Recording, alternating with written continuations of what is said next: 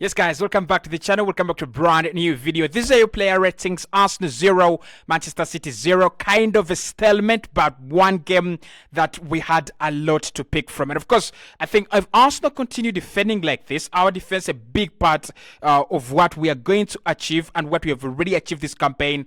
If we keep on playing like this, just be a little bit more confident and a little bit more brave going forward, I think we have a big chance at silverware this campaign. So we're going to be diving into each player's performance, and I thought we had a couple of 10 out of 10s in there. Gabriel is, for me, one of the best performers on the evening.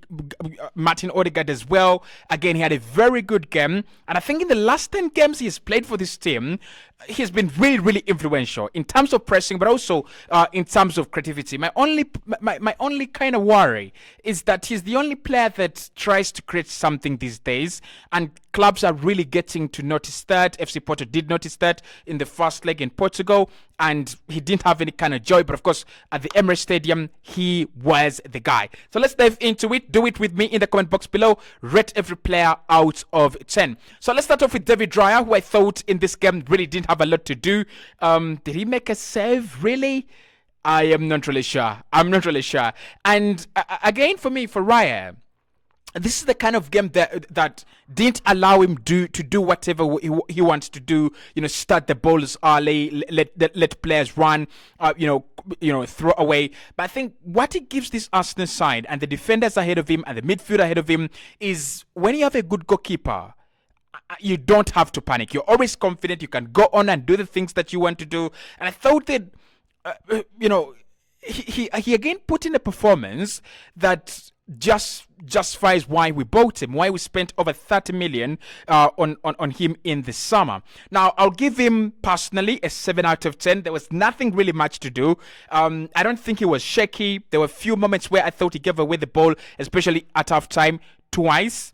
That maybe could have cost Arsenal, but the team responded very, very well. So I give him a 7 out of 10. Not a bad performance. I don't think he really performed poorly, in my opinion. Jakub Kiwior, contrary to other people and what they think, I thought Jakub Kiwior was absolutely very fantastic and solid again. Now, for me, it's brilliant from Mikel Arteta to take off Jakub Kiwior, who was a little bit tired as well because he had played for Poland for quite some time. And of course, he had played for Arsenal for around 6-7 games consecutive. And then you bring on Tomias, who was a little bit fresh, and you could see that when he came onto the pitch, he was a little bit rusty, right? He was coming in from an injury, but eventually he settled down. Him and Trossard really did very well against Jeremy Doku. So for me, Kiwior, I'll give him a 7 out of 10 as well. I don't see any bad performances from him. He dealt very well with Emmanuel Akanji, and he also dealt very well with Phil Foden when he tried to do his kind of stuff down that side, and also Bernardo Silva. So 7 out of 10 for Jakub Kiwior. Ben White today, I'll give him slightly above that. I'll go with an 8 out of 10 for Ben White. I think, again, another performance from a guy that I've always doubted here and there. But in the first half, Arsenal created 2 very good chances, and I really hate Mikel for this. I don't hate Mikel, trust me. I really hate him for this. He starts Gabriel Jesus instead of Trossard, and those 2 chances that were created by Ben White at halftime, Arsenal could have capitalized on one of them. I'm really sure we could have scored one of them.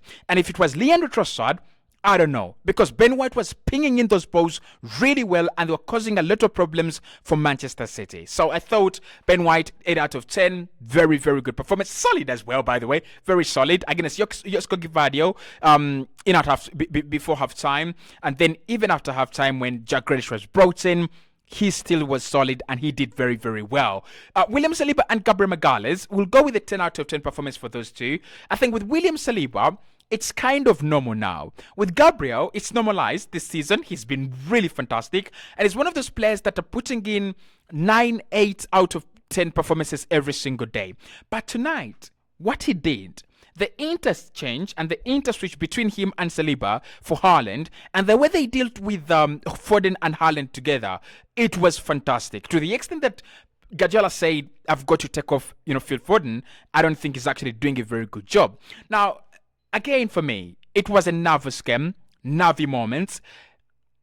I think Mikel Arteta looked at it and he said, my best bet is on this two. And that bet really did caution.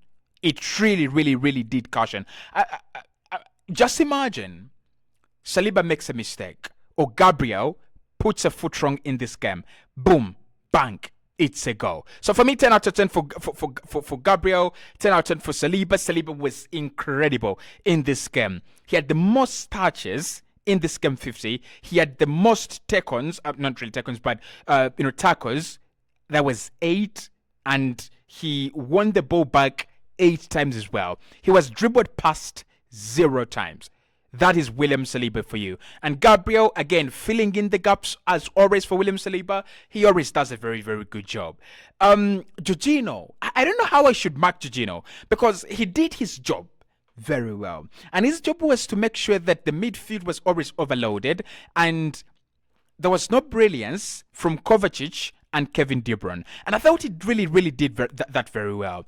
He occupied the spaces when he needed to, and he did try to pass the ball a little bit, better when he actually needed to, although our passing opportunities were actually very low. We had around 23% ball possession. I think our highest peak of possession was around 35%, right? So Jorginho really passing the ball, that was not his job. But of course, we had to neutralize Manchester City in the midfield. Did that. I'll give him an 8 out of 10 and a 9 out of 10 for Declan Rice. This time, it's not your Declan Rice against West Ham, Sheffield, Luton, the guy that goes forward, creates chances, score goals, the guy that scores a bullet header against Brentford. No, that was not the guy. This was our West Ham Declan Rice, winning the ball back, tackling, physicality, running in there and causing City lots of frustration and lots of problems. And I think Pep has talked about it. And he said, he was been talking about the Arsenal setup. And he said, you've got to kill someone to break them down. And I think that comes from players like, Rice. Last season, it was Partey and Partey alone. This season, it was Rice and Jorginho, and they looked bloody fantastic. Really, really fantastic. One point I'd love to say, I would love to see Partey and Rice a little bit more together. I think Jorginho really allows Rice to do whatever he wants to do, but Partey will actually do that better because it's a little bit physical, wins the ball back, and that means that, and is a little bit quicker as well. So it means that Rice can go on to be a number 8 that he actually wants to be. Martin Odegaard, for me, 9 out of 10. He's one of those players that didn't have an impact that you could touch, more like Jorginho. But for me, his work rate is a 10 out of 10. I'm just going to go 9 out of 10 because maybe he didn't assist and all that kind of, good stuff we want to see from our number 10.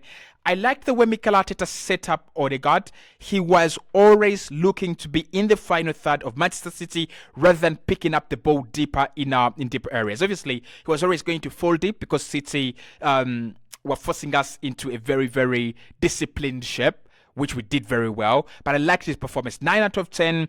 If he continues like this, Odegaard, I won't be surprised that he will have a much better second half of the season as compared to his first half of the season. But I won't be surprised to see his numbers shoot up to the levels of the Kevin De Bruynes of this world, who I thought in this game was really, really shot. Kai Havertz, I don't know what you thought about Kai. I'm not really sure what you thought about Kai Havertz today.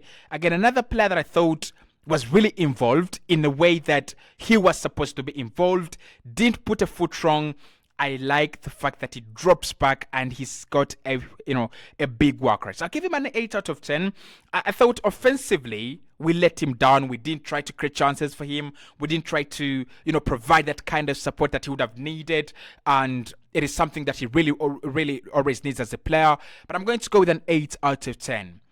Saka, to be honest, Saka, I'm going to give him a 6 out of 10. I think he was uncomfortable. I think there was an injury in there, and we knew that. But of course, Mikel Arteta couldn't risk it. If you don't have Martinelli and you don't have Saka in the same game, Manchester City are going to sniff something and they will go for blood and they will go for the KO. So I'm going to go with a 6 out of 10 for Saka. And I think my worst performer on the pitch was Gabriel Jesus. With Gabriel Jesus, I'm going to go with a 5 out of 10. And I thought he really brought in some kind of energy, but his productivity 0, 0, 0. So I'll give him a 5 out of 10. I think he needs to work on his productivity. He's a good forward player, likes to run at players. He's got shooting opportunities in this game. He didn't take them. 5 out of 10. Trossard as a substitute, 8 out of 10. Partey, 8 out of 10 as well. I thought they were really, really solid. Mikel Arteta, it's a 10 out of 10 for me. Tomiyasu and Martinelli, 7 out of 10, both of them. I think with Mikel, he was tactically adept to this game. When he brings on Partey and he brings on Tomiyasu, he brings in new energy, not only energy that could keep Manchester City locked out of scoring, but also energy that could keep Manchester City worried, because Thomas Partey picks up the ball in a deeper area. He plays it into Martin Odegaard. Martin Odegaard releases Leandro Trossard and asks to get a second shot on target, and that's how we have more shots on target than Manchester City. End of story. So I'd go with a 10 out of 10 for Mikel Arteta. And Anthony Taylor, the referee, for me, is a 10 out of 10. It's the first time I've seen a referee really care about the quality of the game rather than them getting decisions right. So for me, it's a 10 out of 10 for Anthony Taylor. There's so many yellow cards that he actually didn't give, and it was to protect the quality of the game. And I tell you, Anthony Taylor put in a much better performance than Arsenal and Manchester City combined. Honestly, that was a boring game. But of course, Anthony Taylor, I thought the maturity, the experience he showed in that game, top-notch, top class. So those are my player ratings. Of course, we'll do the 5 things we learned from this game and why I think this is the game that means Bayern Munich are out of the UEFA Champions League even now. Speak to you right in the next one.